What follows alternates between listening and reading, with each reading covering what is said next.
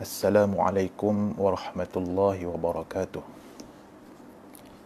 Innal hamdalillah nahmaduhu wa nasta'inuhu wa nastahdihi wa nastaghfiruh wa na'udzu billahi min shururi anfusina wa min sayyiati a'malina.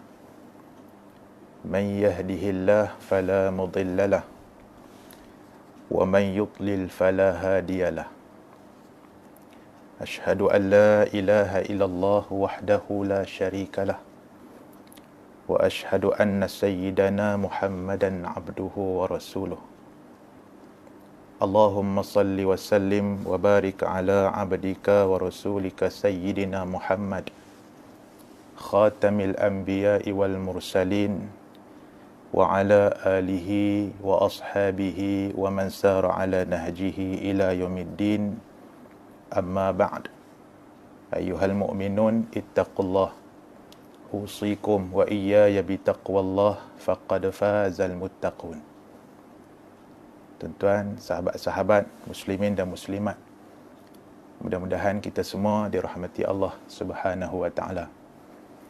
Alhamdulillah, kita panjatkan kesyukuran kita kehadrat Allah Subhanahu wa taala pada pagi yang penuh dengan keberkatan ini, pada bulan Ramadan Al-Mubarak.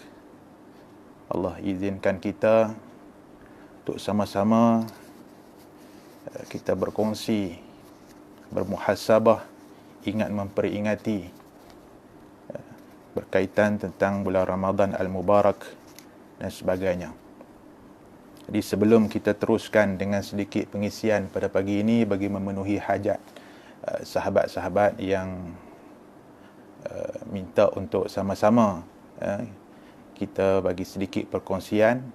Jadi suka saya minta pada sahabat yang sedang live pada ketika ini untuk memberi maklum balas sama ada audio kita jelas ataupun tersekat-sekat. Tapi saya kira pada waktu pagi ini internet agak baik sedikit di sini berbanding pada waktu petang. Baik. Alhamdulillah, waalaikumsalam warahmatullahi.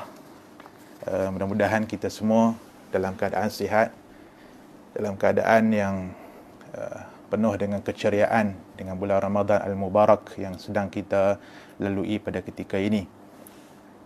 Tuan-tuan muslimin dan muslimat yang dirahmati Allah, walaupun ditakdirkan oleh Allah Subhanahu wa taala bahawa kita pada tahun ini melalui Ramadan dalam keadaan atau fasa PKP, masing-masing berada di rumah. Namun sebagai seorang Islam, sebagai seorang yang beriman dan berilmu, PKP ataupun perintah kawalan pergerakan ini tidaklah menghalang kita untuk kita menambah amal ibadah pada bulan Ramadan Al-Mubarak. Bahkan kalau kita melihat dari segi positif yang lain, PKP ini memberi ruang dan masa yang terlalu banyak kepada kita untuk kita beribadah, untuk kita menambahkan amal ibadah kita, untuk kita membaca Al-Quran, untuk kita bersama dengan keluarga bertadarus dan sebagainya. Jadi tuan-tuan muslimin dan muslimat yang dirahmati Allah, insya-Allah pada pagi ini kita akan berkongsi sedikit bagaimana Ramadan Al-Mubarak yang dilalui oleh para salafus saleh, sehingga Ramadan yang dilalui oleh para salafus saleh merupakan Ramadan yang berkualiti, melahirkan generasi yang bertakwa sebagaimana yang disebut di dalam Al-Quran yang selalu kita dengar. Allah berfirman, a'udzubillahi minasyaitanir rajim, ya ayyuhalladzina amanu kutiba alaikumus shiyam kama kutiba alal ladzina min qablikum la'allakum tattaqun. Ramadan yang dilalui oleh para salafus saleh dihayati dengan sebenarnya sehingga ia melahirkan manusia yang bertakwa kepada Allah Subhanahu wa taala. Kita bertuah kerana Allah Subhanahu wa taala panjangkan usia kita sehingga kita berjumpa dengan Ramadan pada tahun ini. Ada sahabat kita yang dijemput oleh Allah terlebih awal. Ada di kalangan para sahabat kita yang telah pun dijemput oleh Allah terlebih awal daripada memasuki bulan Ramadan Al-Mubarak. Satu perkara yang perlu selalu kita ingatkan diri kita, bahawa kita sentiasa bersyukur kepada Allah di atas nikmat yang Allah Ta'ala kurniakan. Saya suka ingatkan tuan-tuan muslimin dan muslimat dirahmati Allah, Nabi SAW sebut dalam sebuah hadis riwayat Imam Ahmad, dan kita ada kedua-dua yang disebut oleh Nabi ini. Kata Nabi SAW, Al-Quran dan puasa akan minta kepada Allah Subhanahu wa taala untuk memberi syafaat kepada hamba-hamba Allah yang beriman, yang telah berpuasa dan membaca Quran. Maka berkatalah puasa, yaqulus siyam mana'tuhu at-ta'am wasyahawat bin nahar. Ya Allah, ya Tuhanku, hamba Allah ni, hamba kamu ini, aku telah menghalangnya daripada dia makan pada siang hari. Aku telah menghalangnya daripada dia memenuhi tuntutan syahwatnya pada siang hari. Maka izinkan aku untuk memberi syafaat kepada dia. Mai pula Al-Quran. Yaqulul Quran, kata Al-Quran, ya Allah, mana'tuhun naum bil lail. Aku telah menghalangnya daripada dia tidur pada malam hari, sehingga dia membaca aku pada malam hari dalam sembahyang dan sebagainya. Maka izinkan fasyafi'ni fih, izinkan aku memberi syafaat kepadanya.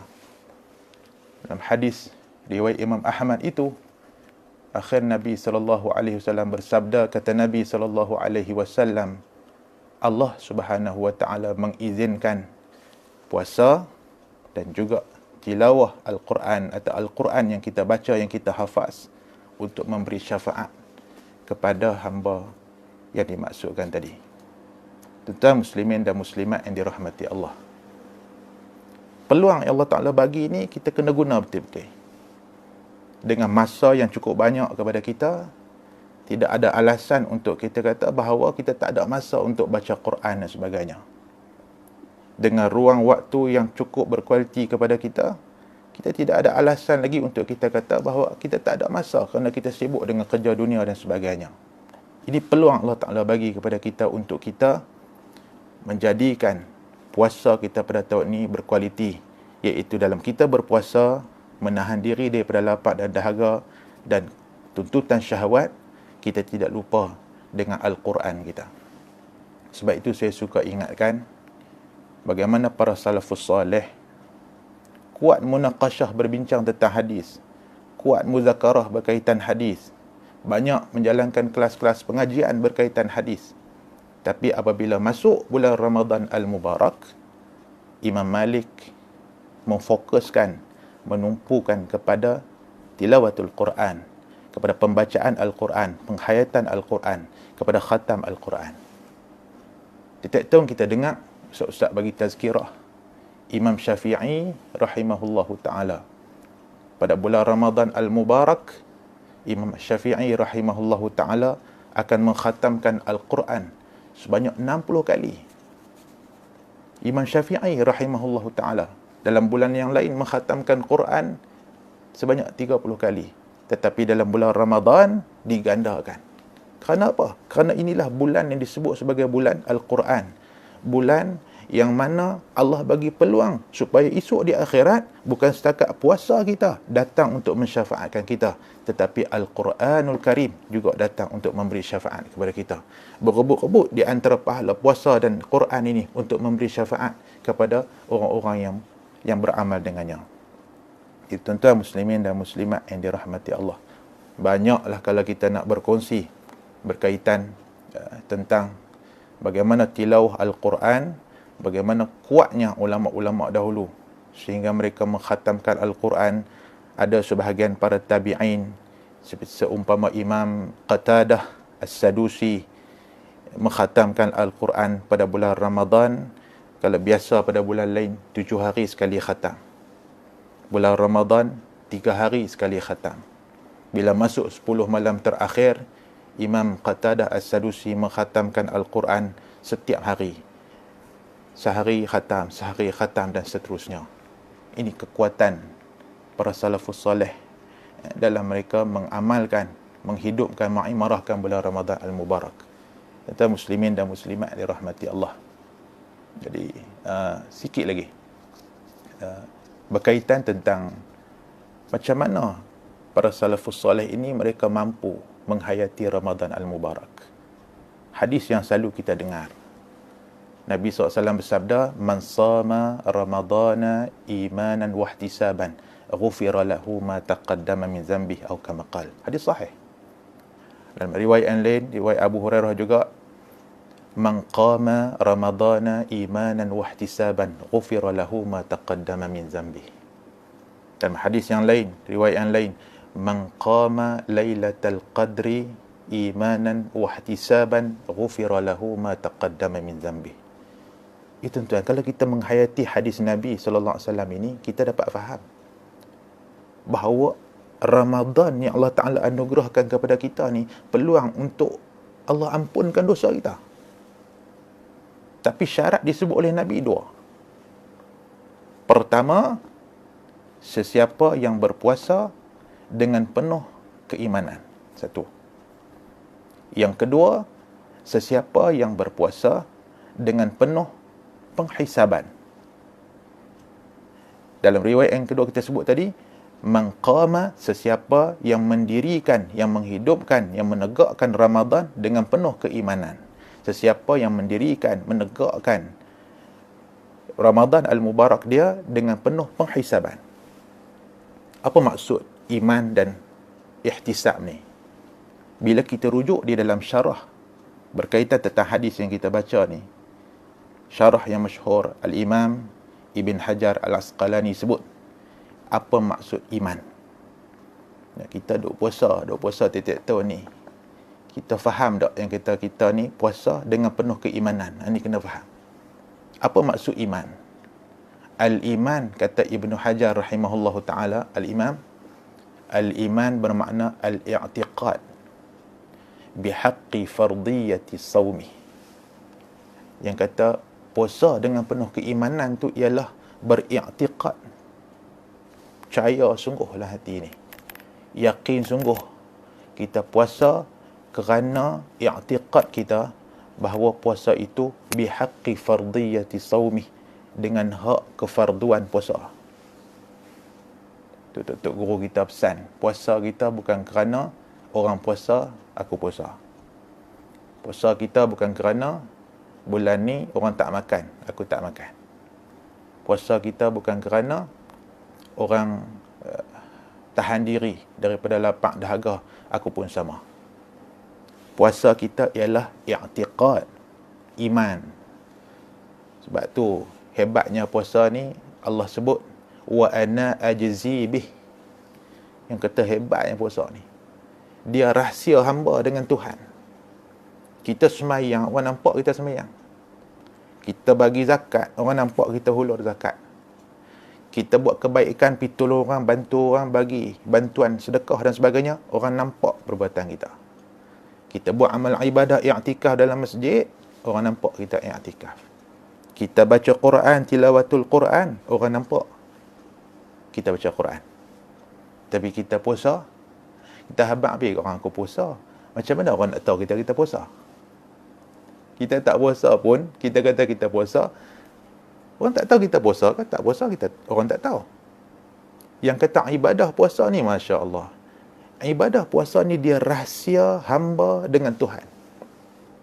Oleh kerana dia rahsia hamba dengan Tuhan, maka Allah Subhanahu Wa Ta'ala kata apa? Pahala aku tak tetapkan banyak mana. Wa ana ajzi bih. Aku akan bagi, aku akan balas. Boleh jadi 10, boleh jadi 100, boleh jadi 1000, boleh jadi tak terkira banyaknya. Yang kata puasa. Sebab tu hadis Nabi yang ringkas yang kita baca tadi, kata Ibn Hajar Al-Asqalani rahimahullahu ta'ala, yang dikatakan iman, tuan-tuan kita kena betulkan ni.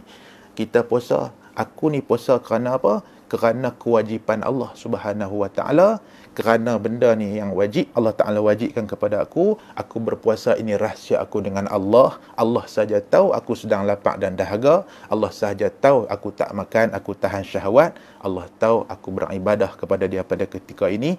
Tanam hak tu dalam hati kita, puasa kerana i'tiqad fardu puasa. Orang yang beriktikad kata puasa itu adalah benda fardu, sudah pasti dia akan dapat membentingkan diri dia daripada maksiat. Orang yang berpuasa macam ni, dia akan melahirkan generasi yang kita sebut salafus soleh. Orang yang berpuasa macam ni, dia akan melahirkan generasi yang bertakwa kepada Allah. Satu. Itu syarat nak dapat. Ghufira lahu ma taqaddama min zambih. Pertama. Yang kedua, Syarah Ibnu Hajar Al-Asqalani rahimahullahu ta'ala al-Imam menyebut yang dikatakan wahtisaban wa bil ihtisabi talbis thawbi talbis thawabi minallahi ta'ala. Sesiapa yang berpuasa pada bulan Ramadan dengan penuh keimanan dan pengharapan. Ulama selalu hubung ta'rif pengharapan. Apa maksud ihtisab? Ihtisab ni maksud dia dengan penuh mengharapkan talbis thawab atau talbis thaw, mengharapkan pahala daripada Allah Subhanahu wa taala. Itu dia. Kita puasa kerana kita mengharapkan pahala daripada Allah, tidak sama dengan orang yang berpuasa kerana orang lain puasa. Kita puasa kerana kita takut kepada azab Allah, kita nak pahala daripada Allah, tidak sama dengan orang yang berpuasa kerana bulan Ramadan orang puasa, aku puasa. Sebab tu nak memahami hadis Nabi ini, ulama-ulama dah mensyarahkan. Dan kita kena faham hadis Nabi ini seperti mana yang Nabi SAW ajak pada para sahabat, sebagaimana yang Nabi SAW ajak kepada para sahabat dan diturunkan kepada para tabi'in dan sampai kepada kita. Sebab tu selalu kita dengar man shama ramadhana imanan wa ihtisaban, tapi kita tak faham. Sebab itu janji di akhir bulan Ramadan al-Mubarak, janji daripada berpuasa, mendirikan Ramadan, mencari Lailatul Qadar dengan penuh keimanan dan penghisaban, ghufira lahu ma taqaddama min zambi. Tuan, nikmat apa lagi yang lebih besar daripada Allah Subhanahu wa taala mengampunkan dosa-dosa kita? Tidak ada nikmat yang lebih besar daripada Allah Subhanahu wa taala mengampunkan segala silap yang kita buat. Terlalu banyak kesilapan dosa yang kita buat, Allah ampunkan kita. Jadi Ramadan, kita mengharapkan pada tahun ni Ramadan al-Mubarak, merupakan Ramadan yang dihayati, difahami oleh generasi para salafus soleh yang terdahulu. Jadi muslimin dan muslimat yang dirahmati Allah Subhanahu wa taala. Maka sebab tu ulama-ulama bagi panduan kepada kita bagaimana kita nak melalui Ramadan al-Mubarak. Ini poin seterusnya. Yang pertama, Ramadan ini sudah pastilah ibadat yang besar, yang jelas, iaitu as-siyam. Pertama, kita berpuasa. Itu jelas kita sebut dah tadi. Yang kedua, al-qiyam. Al-qiyam bermaksud malam-malam, tuan-tuan, bangkitlah semayang. Selain daripada tarawih pun kita semayang berjemaah. Dan tahun ni alhamdulillah dikhabarkan begitu ramai imam-imam di seluruh Malaysia, ramai imam tahun ni. Ini satu sejarah dalam negara kita. Takdir Allah Subhanahu wa taala, mau tak mau imam kita ramai pada tahun ni. Ya. Hatta ustaz-ustaz pun had biasa jadi imam di rumah sahaja. Ini dia yang kata pada tahun ni al-qiyam, sembahyang tarawih, kemudian bangunlah malam. Kita tak ada alasan kata esok aku nak bekerja, aku letih. Allah bagi peluang kepada kita tahun ni. Kita duduk di rumah, kita ada banyak masa dengan keluarga, kita ada banyak masa untuk berehat. Apa salah kita bangun tengah malam bulan Ramadan ni, kita bangun, kita semayang. Kita semayang, kita munajat, minta kepada Allah. Kerana ulama kata Ramadan itu ialah as-siyam, Ramadan itu ialah al-qiyam, iaitu bangun malam, sembahyang.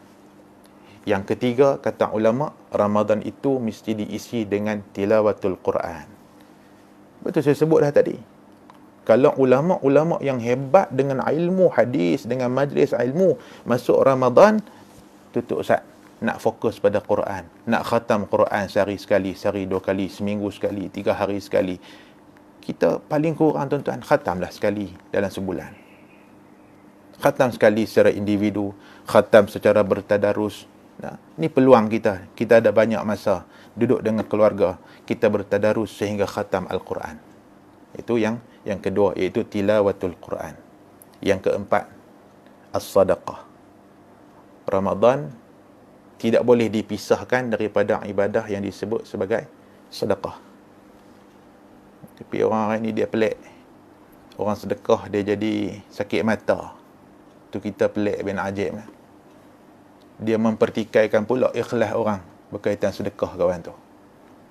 Kalau dia sedekah tak apa. Takut-takut kita tak sedekah, kita duk pertikai orang, duk bagi kat orang. Itu kita pelik hari ni. Bulan Ramadan hati kita macam tu. Hati yang sepatutnya tak diganggu lagi oleh hasutan iblis, hati yang sepatutnya bersih, tapi jadi lagu tu. InsyaAllah tuan-tuan, bulan Ramadan ni bulan para sahabat memperbanyakkan sedekah. Tuan-tuan tahu yang kata sahabat yang bernama Abdullah bin Umar. Siapa dia Abdullah bin Umar? Anak kepada Sayyidina Umar Al-Khattab radhiyallahu anhuma. Abdullah bin Umar disebut oleh Ayyub bin Wa'il. Dia kata, aku melihat Abdullah bin Umar pada suatu ketika dia dapat 4,000 dirham. Cerita sedekah para sahabat ni. Dia dapat 4,000 dirham. Dan juga ada kain dia dapat. Bila ditanya kepada ahli keluarga Abdullah bin Umar ni, mana pergi Abdullah bin Umar, tak nampak? Kata isteri dan anak-anak, Abdullah bin Umar tadi dia keluar. Semalam dia tak tidur. Dia keluar sejak kemarin lagi, dia duduk bahagi 4,000 dirham hak dia dapat tu. Lagi tak habis, lagi tak kosong tangan dia daripada hak dia duk ada tu, dia duk bagi tu, dia tak balik lagi. Tu budaya para sahabat. Betul, kita pelik, kita sedih, kita jadi marah. Ada orang dia tengok orang duk pergi bagi dekat orang-orang susah, dia berasa dia ni tak ikhlas ni. Dia tunjuk kat orang ni. Dia kata kepada amalan yang dilakukan oleh orang-orang yang soleh terdahulu, para sahabat, bahkan Nabi SAW menggalakkan bahkan di bulan Ramadan memperbanyakkan sedekah. Tak boleh sedekah, tak usah kata dekat orang yang sedekah. Tak boleh menginfakkan harta, tak payah mempertikaikan keikhlasan orang tentang harta yang orang bagi. Tak boleh nak bantu orang, jangan halang orang lain buat bantuan kepada orang. Jadi, benda-benda macam ni, kita nak kena muhasabah selalu. Benda-benda macam ni, nak kena pastikan hati kita ni bersih. Sebab tu di awal saya sebut dah. Siapa faham sungguh falsafah puasa, puasa akan jadi junnah, akan jadi benteng dia. Siapa faham falsafah puasa yang disebut di awal tadi, tazkirah tadi, as-sawmu junnah, puasa tu akan jadi benteng dia. Sebab tu Nabi sebut dalam hadis, bila di kalangan kamu berpuasa, fala yarfus wala yafsuq. Jangan duk cakap benda tak elok, jangan cakap benda jahat, jangan buat fasik, jangan duk mencela orang, jangan caci maki orang. Sampailah kalau ada satu orang dia mai duk kelih dengan kita, mai duk maki kita, mai duk kata kat kita, Nabi kata apa? Kata dekat dia, falyaqul inni saim. Kata dekat dia, aku puasa. Puasa tu dia jadi dinding yang menghalang dia untuk dia cakap tak elok, untuk dia prasangka tak elok pada orang, untuk dia rasa orang ni dia tak bagus, orang ni tak ikhlas. No, puasa tak menghasilkan orang macam tu. Kalau puasa menghasilkan diri kita macam tu, bermakna kita kena cek daripada awal, puasa kita tu tak ada dua benda yang Nabi sebut, imanan wahtisaban. Yakin sungguh Tuhan nak bagi pahala, yakin kata benda ni benda yang difardukan oleh Allah. Yang kedua, mengharap sungguh Allah nak bagi pahala. Tuan-tuan muslimin dan muslimat yang dirahmati Allah Subhanahu wa ta'ala, pengharapan kepada pahala yang Tuhan nak bagi, kata ulama, ada tanda. Apa maksud dia? Kalau seorang tu dia mengharapkan pahala daripada Allah, bagaimana sifat dia, keadaan dia macam mana. Kita kalau harap bantuan daripada orang, kita nanti orang kata apa, duk turun ikut lagi tak dapat bantuan, aku mau. Pasal apa? Kita harap sangat bantuan tu. Kalau kita nak sangat bantuan daripada orang, ada recommendation ke, ada siapa boleh buat surat ke, ada siapa boleh bawa nama aku pergi bagi kat dia ni ke, kita akan berusaha nak dapat bantuan tu. Tu tanda, tu sikap orang yang nak bantuan. Sikap orang yang nak pahala daripada Allah. Ini saya tak mau jawab, kita jawab bagi diri kita. Pagi-pagi waktu duha kita buat apa? Waktu zuhur kita buat apa? Tengah malam kita masih sama dengan bulan yang lain, tak masuk bulan Ramadan pun sama, tengok televisyen sampai pukul 2-3 pagi. Kita tak berasa rugi, kita tak buka Quran, tak baca Quran. Kita tak berasa habis masa aku bulan Ramadan duduk dalam rumah, tak sembahyang sunat, tak berzikir, tak buat apa amalan. Hal yang ni kita kena tanya diri kita. Orang lain tak boleh jawab bagi pihak kita. Saya tak boleh jawab pada tuan-tuan, tuan-tuan tak boleh jawab pada saya. Kita jawab untuk diri kita.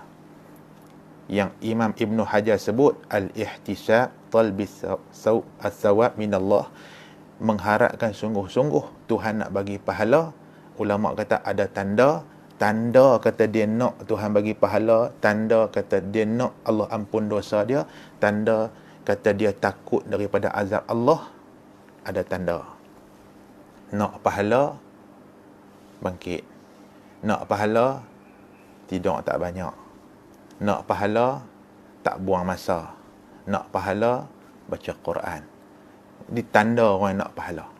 Jadi, tuan-tuan, muslimin dan muslimat yang dirahmati Allah, setengah jam lebih kurang dah kita bercakap, ya. Jadi kita nak santai-santai saja di akhir-akhir ni. Ini live kita kali pertama. Kalau ada rezeki lagi, insya-Allah line internet kita elok, kita boleh sama-sama lagi. Alhamdulillah banyak juga sahabat-sahabat kita yang memberi maklum balas daripada Astana Clear, daripada tempat-tempat yang ramailah sahabat-sahabat kita, Bandar Baru, Clear, ya, Bagan Serai. Okay. Adik dan mak saya pun juga ada talian pada ketika ini. Okay, salam pada mak adik. Ramai ni, ya. Waalaikumsalam warahmatullahi.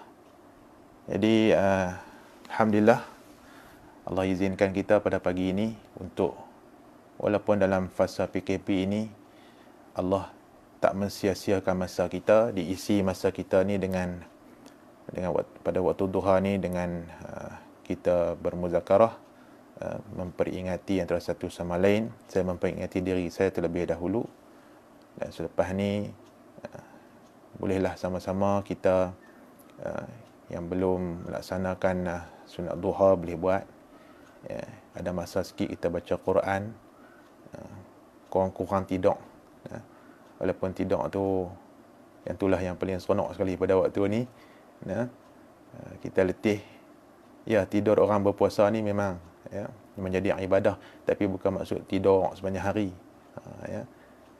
Tidur kerana keletihan akibat berpuasa, baca Quran, letih kita ni dengan ibadat kita, jadi pahala.